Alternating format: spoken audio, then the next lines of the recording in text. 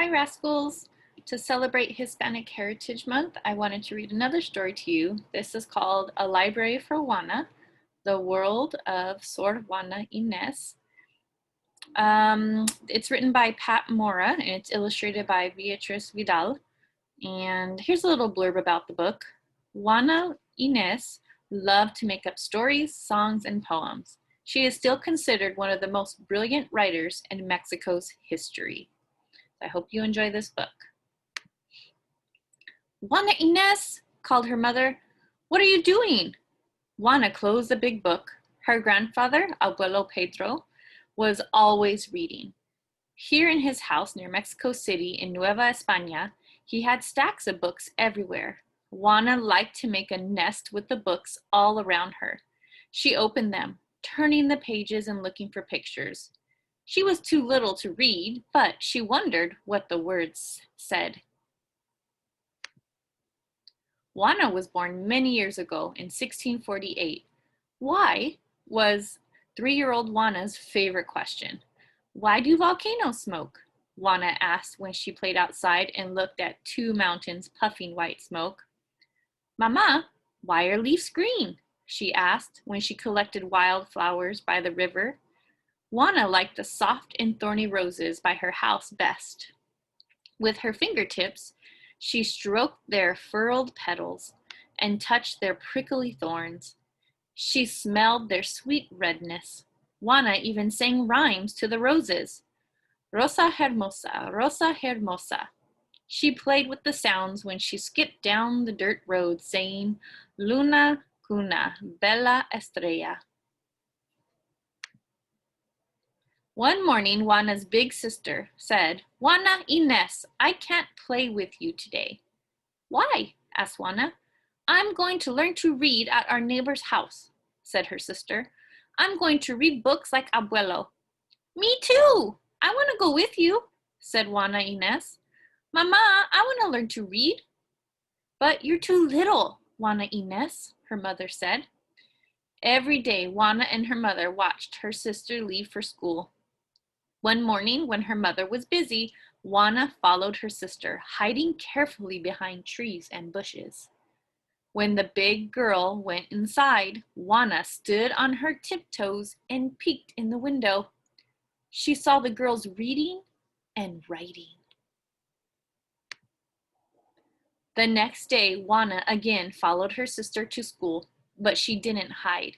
She walked up to the teacher and said, Señora, I want to read.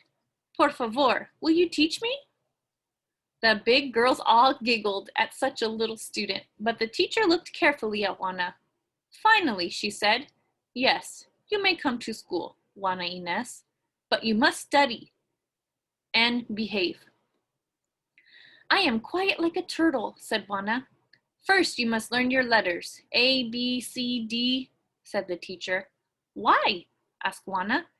We make words with letters, like R, O, S, A. Juana Inés looked at the letters for a rose and saw soft red petals.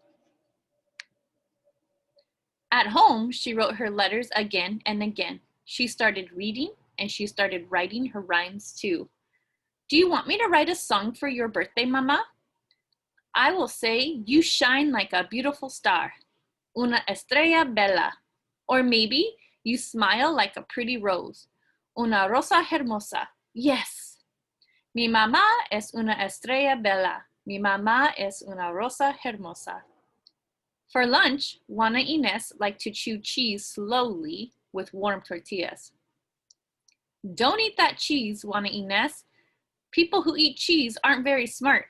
The cheese lumps in your brains, said a friend at school.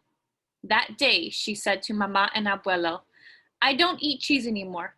It's bad for my brain. Abuelo chuckled. Who told you that? He said. My friend, said Juana. I won't eat cheese, Mama, because I want to go to Mexico City to study. Mexico City, said her mother. My teacher said there is a big university there. It has a library with thousands of books. Imagine? Only boys can go to the university, Juana Inés, said her mother. The next night, Juana marched to the dinner dressed like a boy. Juana Inés, gasped her mother. What are you doing? I'm practicing so I could go to the university in Mexico City when I'm older. I want to go to their library. I want to study about music and plants and stars. I want to write poems. You know, girls are as smart as boys, Mama. Juana Inés, you are stubborn as a rose thorn. For the last time, only men can go to the university, said her mother firmly. You are a very lucky girl who already knows how to read and write. Girls need to help at home. But Mama, girls can do more than spin and sew, said Juana. We can study and prove all we know. When Juana was about 8, she ran into the house, calling, Mama, look, look, I wrote the best poem for the contest at church. I won the prize, a book. Now I can start my own library. Books were Juana's teachers.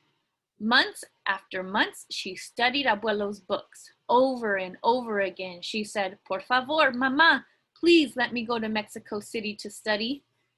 Finally, when Juana was about 10 years old, her mother sent her to live with her aunt and her uncle in Mexico City. How exciting it was to arrive in the big city. Juana looked at all the people. She listened to the many languages, and she smiled when she rode by the palace and the university. She wrote poems about all she saw. Tia Maria, she said to her aunt, tanto que ver, que voy a ser? So much to see, what will I be? Since girls could not attend the university, Juana's aunt and uncle hired a tutor to teach her at home. Senor, I hear Latin at church. Will you teach me Latin? She asked him. Juana soon wanted to learn other languages too. She cared more about her books than about her looks. Tapping her head, she said, Why decorate the outside of my head if the inside is empty? Always curious about everything, Juana Inés bubbled with questions. How do they build such huge churches? And what languages are those people speaking? When she saw nuns in their long habits, she asked, Tia Maria, what do nuns do? Can they study and read all day in the convents? When Juana and her aunt walked by the palace, Juana asked, Who lives in the palace? And what do they do there? There are gardens, said her aunt, and a library. The vicary and his wife live there. They visit with their guests, and they send letters to the king in Spain. Poets visit, and there are wonderful plays and concerts. I want to live there, said Juana. I can write plays and songs. Un canto les canto. I'll sing them a song. I will study very hard, said Juana Inés. And then I can write better poems for birthdays and feast days, like I write to my family. And Tia, then I could read in the large library. Juana did study, and when she was 15, her aunt and uncle took her to the palace. So you are the young lady who reads so many books and writes wonderful poems, said the viceroy wife. You are beautiful as a rosebud, Juana Inés. Would you like to live here in the palace as a lady in waiting?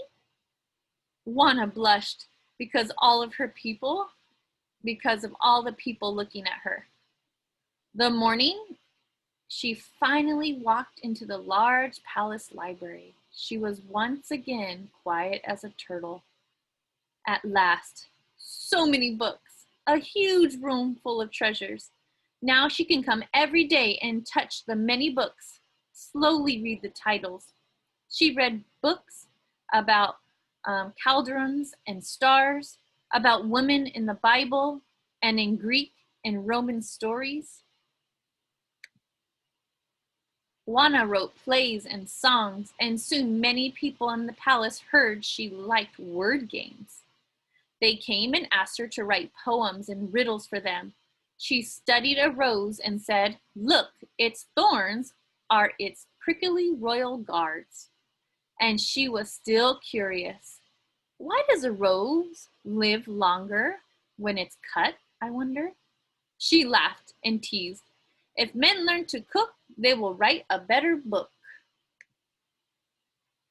One day, the viceroy said, "Juana Inés, I tell scholars how smart you are, but they don't believe me.